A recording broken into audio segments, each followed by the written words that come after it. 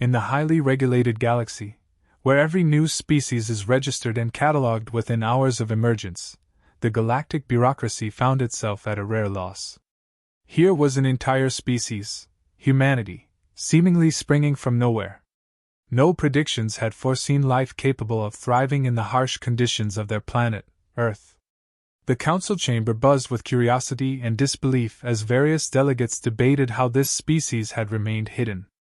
Among the bustling dignitaries were two key figures: High Counselor Rylan, a seasoned diplomat from the crystalline-minded Edrin, known for their calm and logical approach, and Ari Galen, the bureaucracy's top envoy for uncharted species, chosen for her expertise in first contact procedures.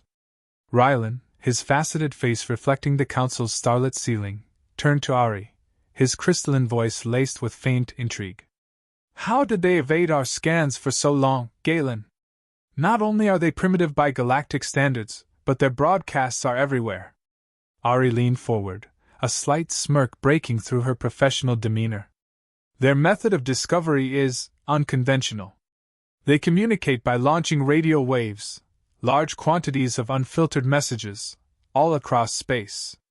It's as if they wanted to be discovered. They may not have advanced beyond sublight speeds, but they've certainly caught our attention."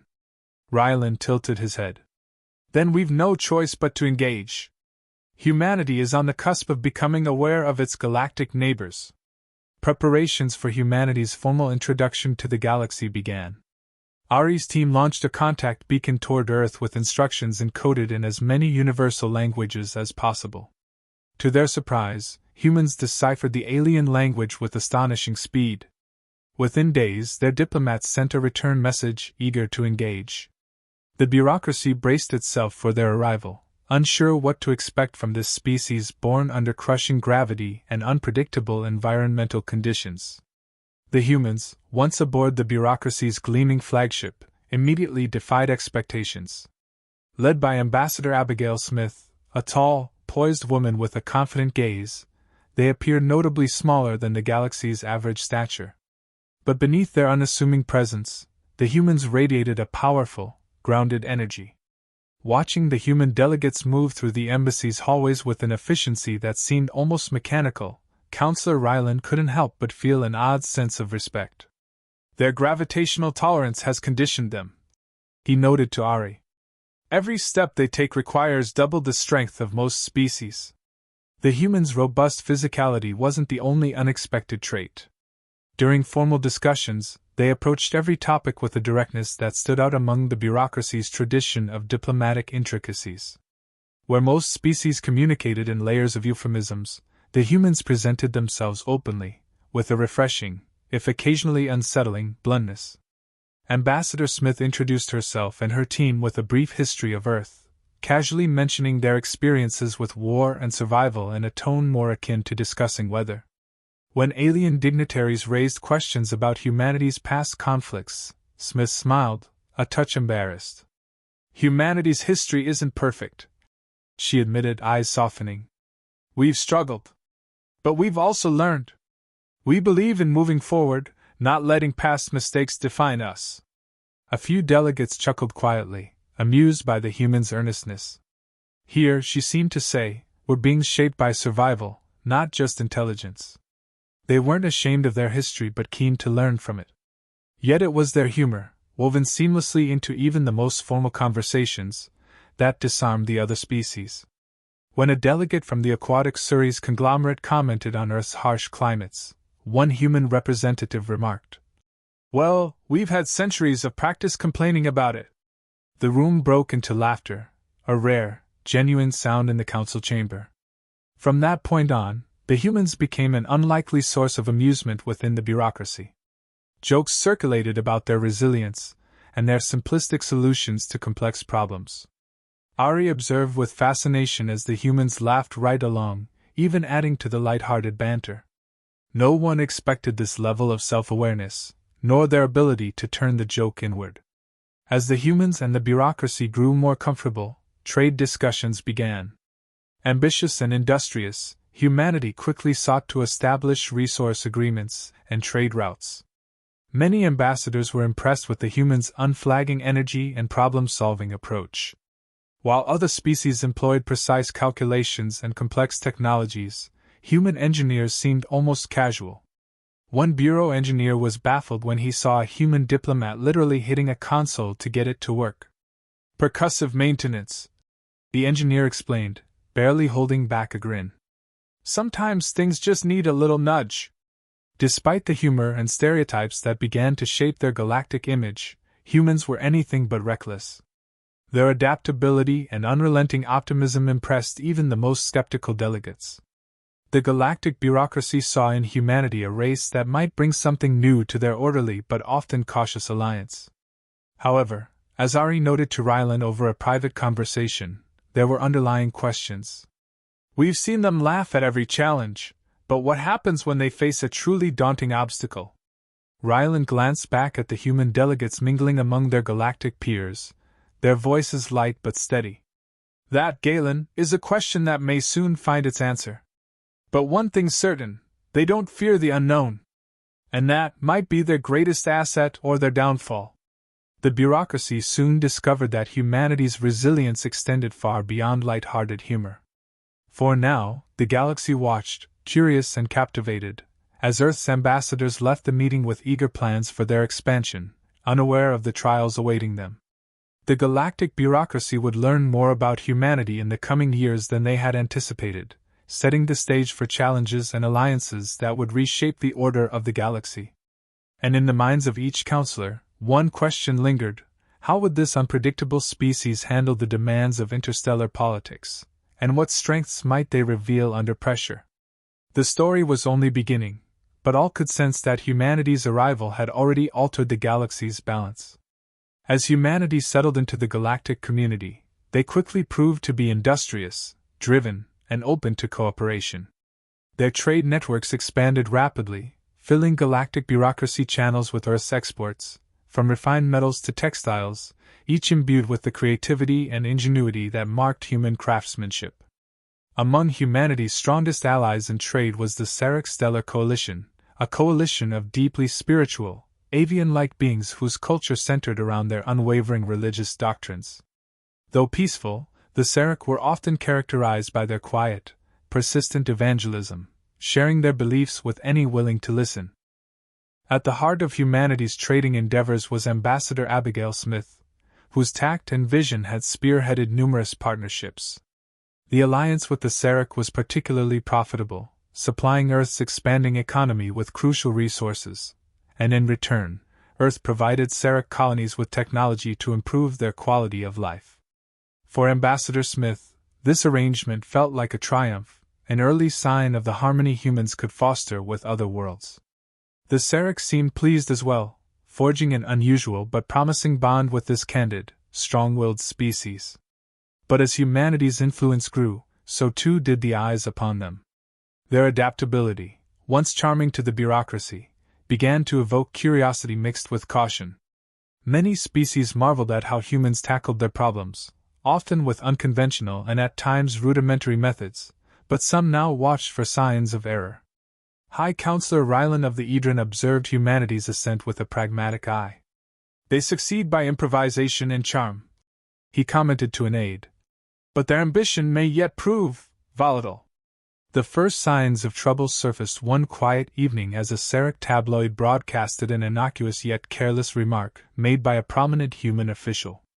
Offhandedly, he had likened the Sarek's religious zeal to that of persistent door-knockers, referring to an old Earth stereotype. The comment, innocent as it was in its original context, was quickly twisted by the Sarek media into a perceived slight. To the Sarek, a species that prided itself on spiritual openness, the analogy was offensive, suggesting that their faith was something to be tolerated rather than respected. Within hours, the Sarek High Speaker, deeply aggrieved, ordered an immediate cessation of all trade with humanity, calling the comment an affront to the Sarek spirit. The announcement echoed across bureaucracy channels, and within days, humanity found itself facing its first true diplomatic crisis. The sudden embargo struck Earth's economy hard. Their reliance on Sarek resources had grown to the point that the cessation left several industries scrambling for alternatives. Ambassador Smith, shocked at the fallout from such a minor comment, acted swiftly. She appealed directly to the Sarek High Speaker, expressing humanity's profound regret for the misunderstanding. Standing before the assembly, her demeanor remained calm, though her voice betrayed a hint of frustration.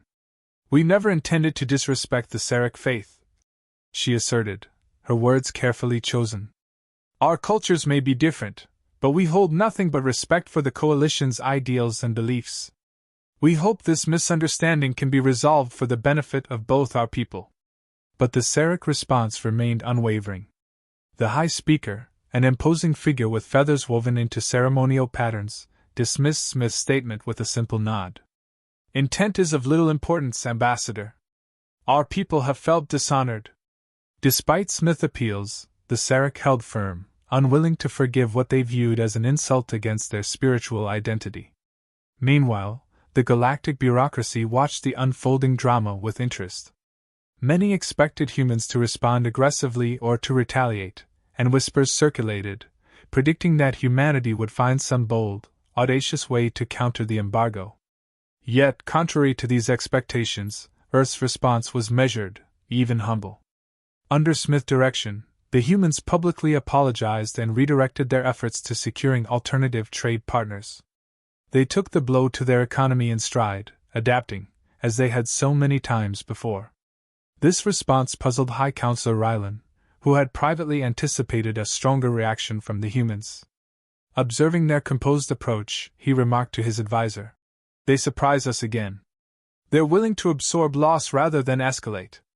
Perhaps we underestimated their patience." Yet despite humanity's stoicism, the loss of Sarek resources forced Earth to stretch its infrastructure to its limits. The embargo created shortages, and production slowed. Earth's markets faltered, but Ambassador Smith and her team pushed forward.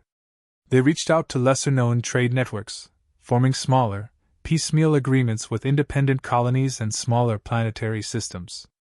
These deals lacked the lucrative nature of the Sarek partnership, but they kept humanity's industries afloat.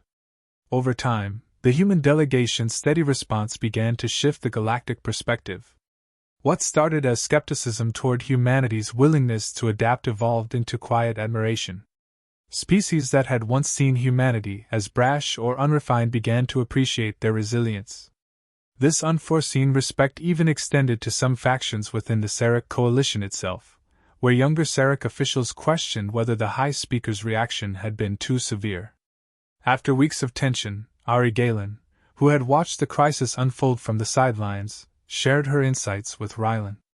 "It's remarkable," she mused.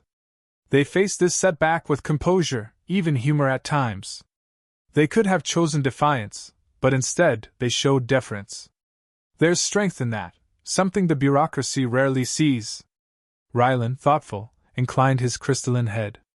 "Indeed, Ambassador Smith has managed to turn an insult into an opportunity.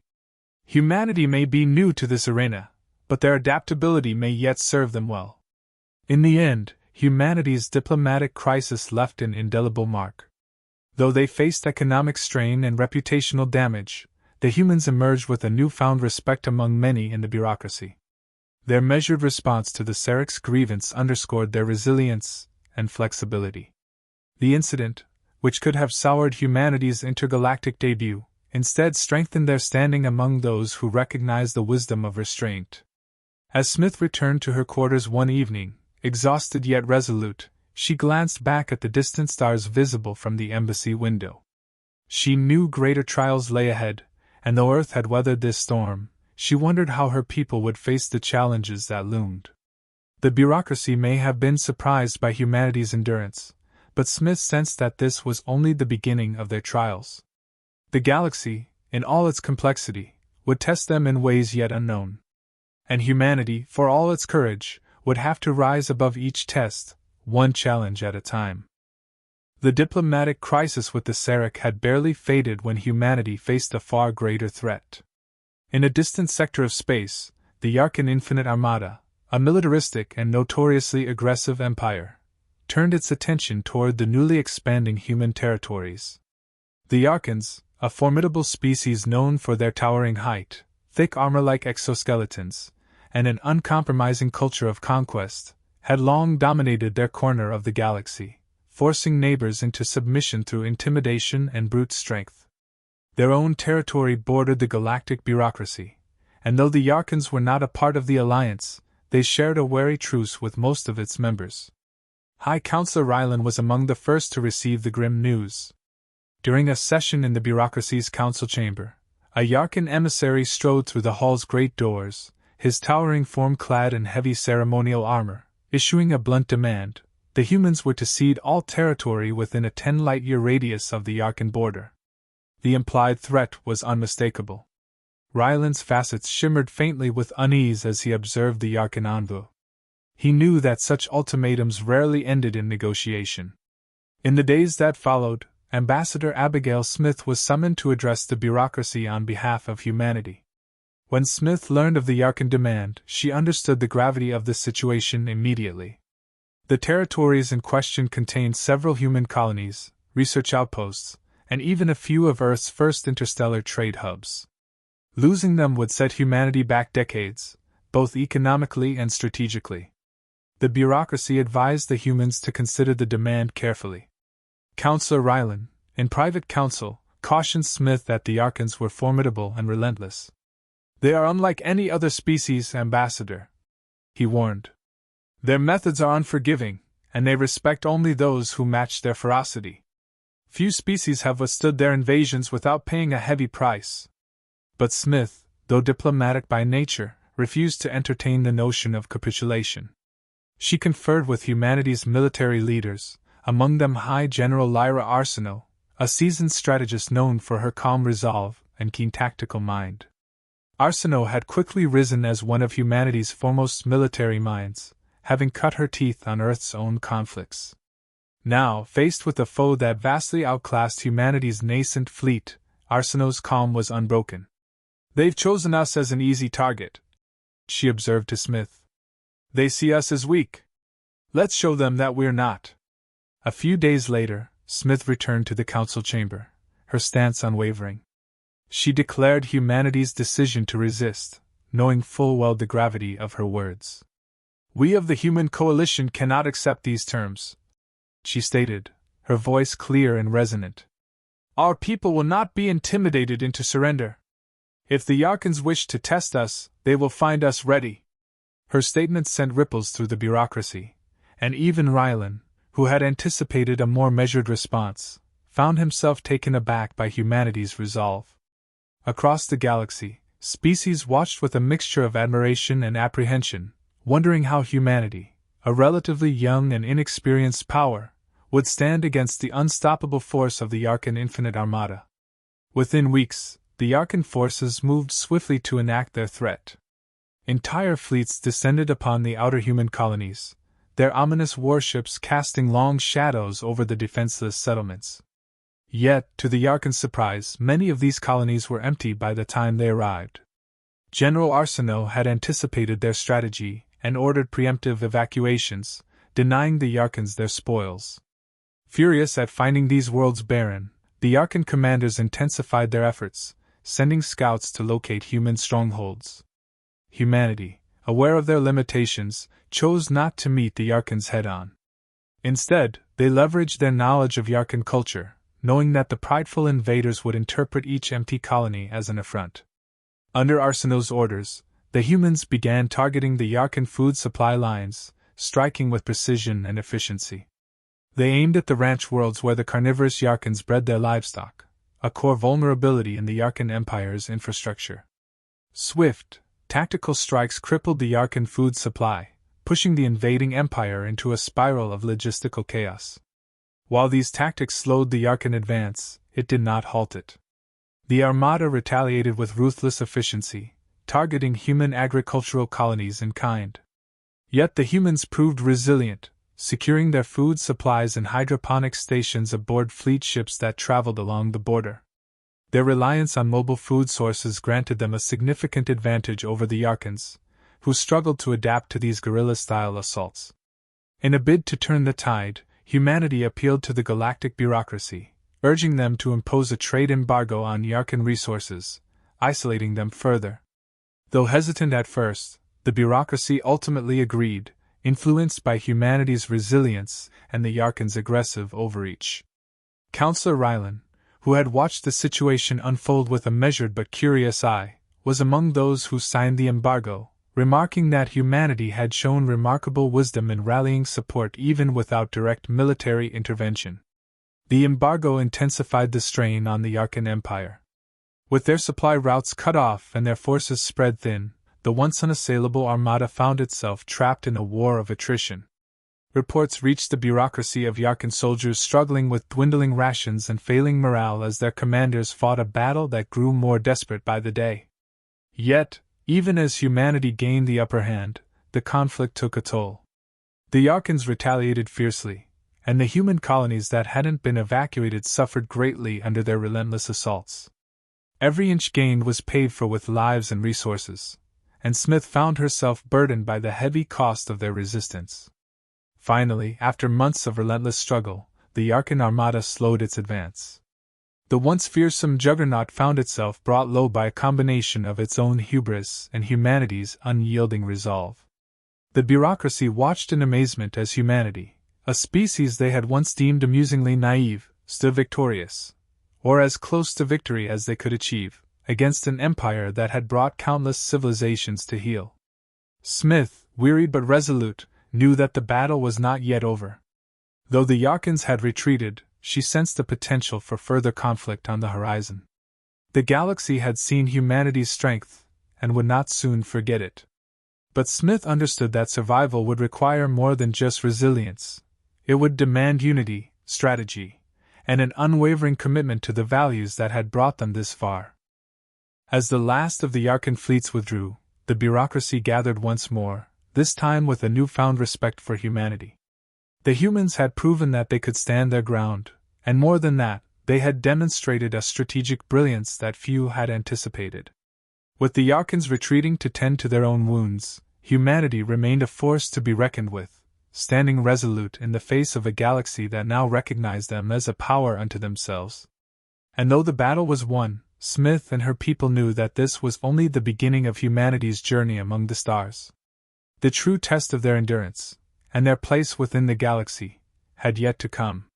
The Yarkan armada's invasion had come at a high cost.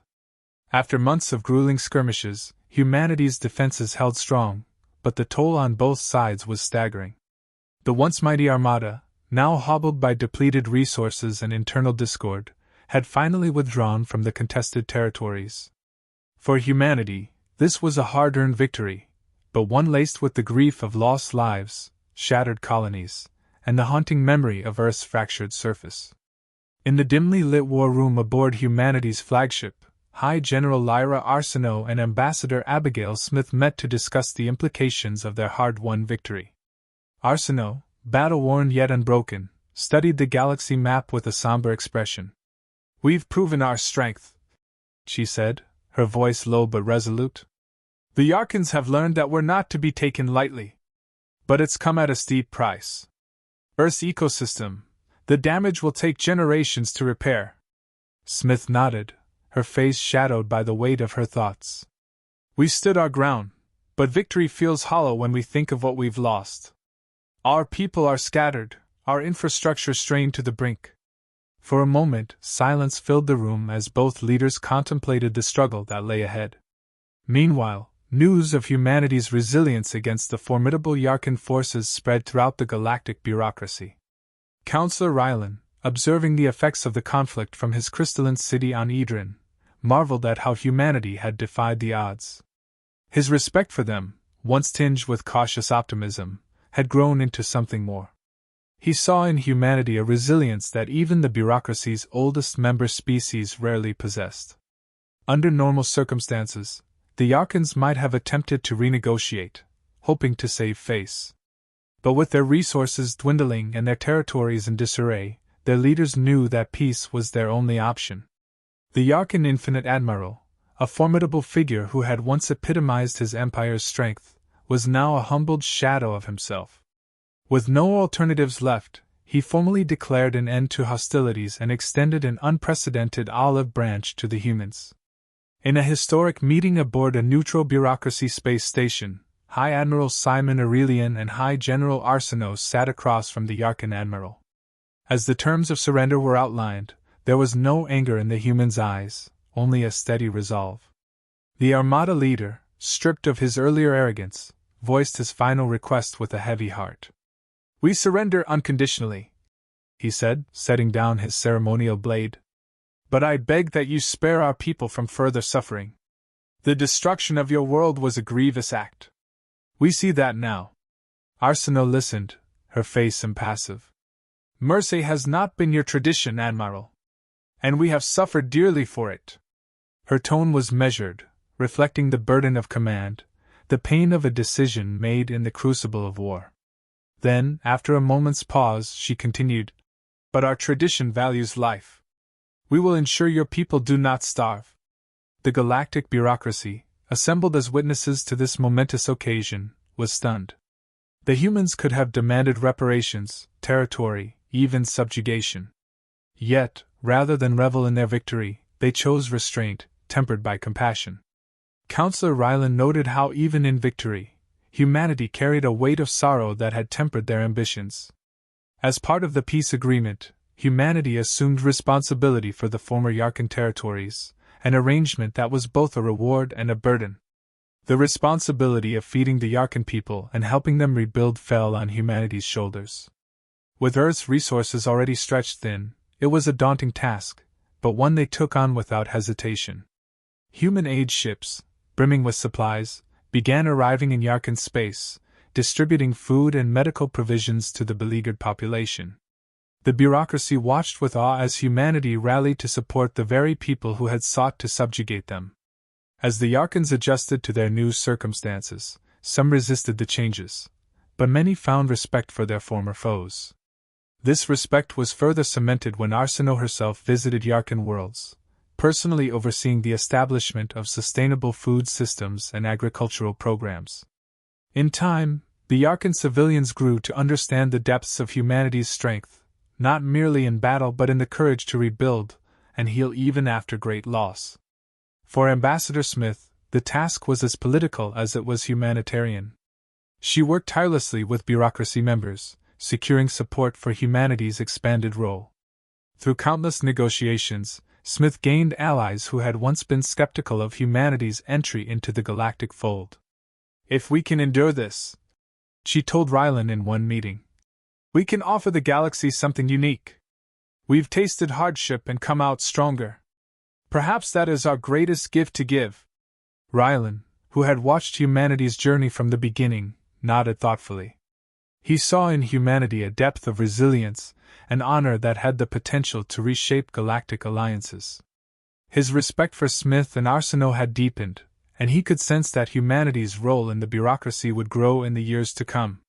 Months later, as the dust settled and Yarkan space stabilized, a ceremony was held in the bureaucracy's central chamber. In front of representatives from every allied species, humanity was formally recognized for their contributions and their sacrifice. High Admiral Aurelian accepted the honor on behalf of Earth, his words brief but resonant. "We are honored to stand with you. We may have lost much, but in the ashes of our losses, we have found new allies, and we are humbled by the opportunity to rebuild together." The bureaucracy, for the first time, witnessed humanity not just as newcomers but as peers, their struggles marking them as seasoned members of the galactic community. With the Yarkans no longer a threat, and new alliances budding, humanity's future among the stars looked brighter than ever. Yet as Smith and Arsenault exchanged a silent look, they knew that the peace they had secured would need constant vigilance.